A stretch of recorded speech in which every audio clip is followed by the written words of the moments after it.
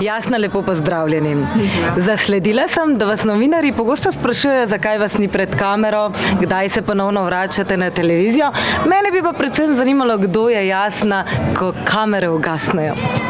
Ja, če smem vsem na ta prvi del,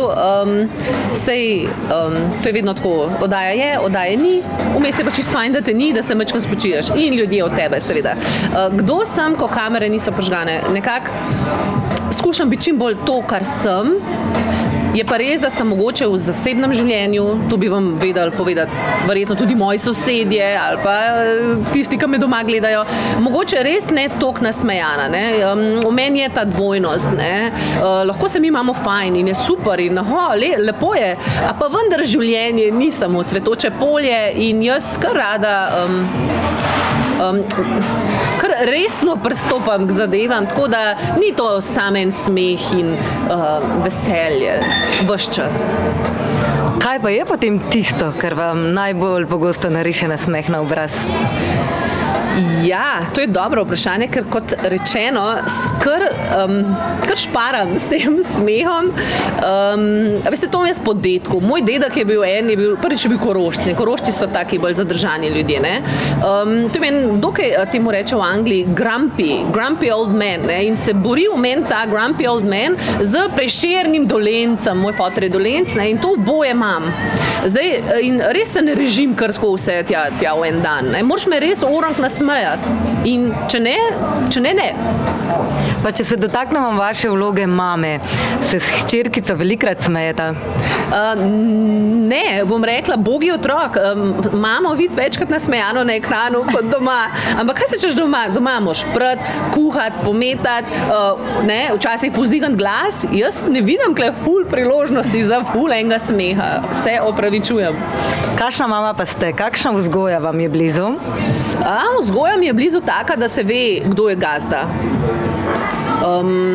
To pa želim, ker če ti otroku do 8. leta dopuščaš, da ima on občutek, da on odloča o stvarih, pa je konc, pa je šlo vse to v napačno smer. Majčkeno tega straha, spoštovanja mora biti. Moj pogled, ko je dovolj resen, mora stvari ustaviti. Jaz sem se odločila, da jaz otroka prosila ne bom, da me uboga. En pogled mora biti dovolj, po mojem, Ker najhujše mi je, ko vidim starše, ki dobesedno prosijo otroke. Torej, kaj nam pa sploh še ostane? Ukazati je treba in takrat se ve. To je to. Pa se dotaknemo še malo glasbe. Absolutno vas poznamo kot ustvarjalko narodno-zabavnih vsebin. Marsikdo pa ne ve, da ustvarjate tudi besedila. Pisem Eno bolho za pomoč je pravi hit. A nam lahko morda malce več poveste o tem? Ja, ustvarila sem zgolj eno besedilo v življenju, to je dejstvo. Ja, in ta je, hvala Bogu, uspel. Zdaj jaz se večkrat hecam, kaj pa če sem ena tistih, ki so napisali en komad, pa enega več, ker zdaj me je tako strah napisati drugega, ker kaj pa, če pa zdaj to novnača, Ta bolha je res ratala. In verjela sem, da bo, zato ker je iskrena, ker je res iz mene ven. Ja, Jože potrebuješ, mi je to mečken popeglal, spet denov, a veste, ritmika pa to ni moje področje, Jaz nisem neki pevc in to, ampak znam pa pripovedovati zgodbe. In nekoč sem imela predstavo Borka, v kateri sem kar malo obdelala zgodbo svojega življenja, pa ta moški, pa moški, pa tako. V bistvu je ta pesem Ena bolha za pomoč, ena taka krajša sinteza te moje preteklosti, ko ni bilo, ni enostavno. Lejte, se jaz bi lahko razlagala cel dan, pa celo noč, Ampak če si ti tam nekje, ki iščeš pravega moškega, jaz tem puncam nič ne zavidam. Res ni enostavno.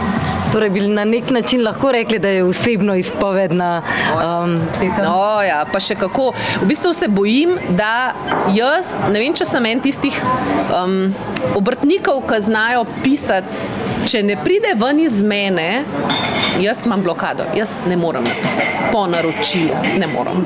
Ti mu lahko še dodava, da je to skladba ansambla Slavka Avsenika, je tako? Njegovega vnuka Saša Avsenika.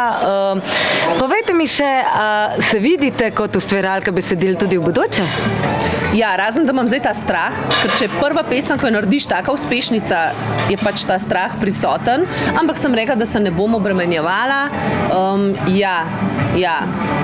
Če že pevc nisem, bom pa pisac, a je tako. To je v bistvu, to gre za reševanje frustracije, dajte. To je klasika, veste. Saj pa tudi voditelji, kva smo, če nimaš talenta za petje, jaz pa pol voditelj, ne, pa napoveduješ te glasbenike, ne. Zdaj, ker ti je stvar blizu, a ne, in pač si v teh vodah. Ja. Ko smo ravno že pri televiziji, če vas malce izovem, kaj vam je ljubše? Biti v vlogi komentatorja resničnostnega šova ali voditi narodno zabavno oddajo? Res oboje. Meni je ta glasba, ko sem začela 21 let, čist nič nisem vedela o tej glasbi, sem padla noter in sem res padla noter. Tako, všeč mi je. Jo imam rada in rada ustvarjam vsebine povezane s to glasbo. Zakaj ne? Saj to je pozitiva, to je nekaj lepega, konec koncev to je nekaj avtentičnega, našega, slovenskega in uživam. Ta drugi moj, ne, to ni drugi pol, druga dimenzija je pa, da sem majčka nagnjena k filozofiranju, k analitičnosti in te komentiranja nekih resničnostnih šovov so mi blizu, ker lahko do potankosti dam ven to žilico. Enostavno, ja. Publika vas je okronala z nazivom kraljica komentatorskih oddaj. Kaj to sporoča? Ja, to sporoča, da si sposoben nekaj analizirati, tudi če stvar ni zanimiva. In to je umetnost, pazite, kaj ti je rdeča lučka na kameri, sveti neusmiljeno. Ne? Lahko imaš ti okrog sebe 3 goste, eden je malo nerazpoložen, en je Franko Bajc, ne, ki pove 2 besedi, ne, pa je to, ne, ti moraš pa reševati. In takrat se moraš vklopati in takrat ne smeš pač biti tiho. Dobro je pa, da hkrati ne meleš prazne slame. Ja, na to sem kar pozorna. Želim, da če že kaj povem, da povem z nekim repom, z neko glavo. In znam biti tudi neugodna v smislu rada povem komu, če govori 5 minut, pa ni povedal nič pametnega. Jaz to kar povem, ne. In si želim komentatorje, ki pa Franko Bajcu se vse oprosti, to itak, to nam je jasno, mislim, se to je človek, ki ga lahko gledaš, pa si glih tako sreča, ne, jaz sem, ker je lep. Ampak drugače pa drugim se pa ne oprosti, treba kaj povedati, ne, ja. Kaj pa, če bi vas povabili v neki resničnostni šov, kje se vidite? Wow, to bi bilo zanimivo, ker je pač tukaj toliko enih osebnosti, da bi res videli morda še kakšen drugi pol. Zdaj, resničnostni šov tak, ne vem, kakšnega mislite, mogoče bolj tak, kot da bi morala plesati, spet ne bi videli neke osebnosti, pač plešeš, ne. Zdaj, če me zaprli na neko kmetijo, da bi bila ravno prav lačna in da bi potem, in tam bi znala priti ven ena taka realnost. Nekako bi se videli, da sem kar, v bistvu sem zalogaj v smislu, da če kdo, kako ne rečem, vedno, malo sem tudi lahko neugodna, če moram upoštevati neko avtoriteto zaradi avtoritete. Jaz, če ti meni nekaj utemeljiš, sodelujem. Če ne vidim nekega smisla v tem, sem zelo težka za premakniti in pol se začnejo boji. Ne? In ljudje, ki nimajo volje in energije se sploh kakorkoli spopadati, argumentirati, so pri meni hitro živčni. Ne? Tako da za avtoriteto res nikamor ne pridemo. Pa se iz resničnostnih šovov preseliva v sedanjost. Na katerem področju ste trenutno najbolj aktivni? V bistvu ostajam vse skozi v tej, kot ste omenili, narodno-zabavni branži. Trenutno sodelujem z radio-televizijo Veseljak, tam se dogaja en nov projekt, ko je radio šel tudi v televizijsko smer in to je kar, kako ne rečem, tudi televizija je svojevrstna znanost.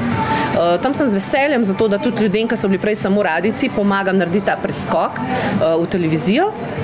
In tu je kar velikega know-howa in nekje pri 20 letih izkušenj, ga hvala Bogu imam, delam z mladimi ljudmi, hkrati sem jaz vesela, da nisem jaz ta, ki je skozi pred kamero in smo v bistvu vsi srečni in se imam super. Je to tudi pot, ki je želite slediti v bodoče? Ja, vsekakor želim pomagati mladim, večinoma zdaj delam z 15 let mlajšimi od sebe, jih usmerjati in ostati v teh temah, ki so meni blizu. Ne vidim se v hardcore politiki, tu je preveč neke negativne energije, kdo bo koga. Okay, če bi se šlo za novinarstvo, kjer samo poročaš neko resnico, ja. Slovenija je pa tako razklana, da se mi to kopira, to zdaj, če greš v hardcore politiko, hitro ali poročaš samo levo ali desno, jaz nisem nič od tega in sploh nočem biti del tega, tako da to puščam, kolikor se da ob stran in delam druge vsebine, to je to.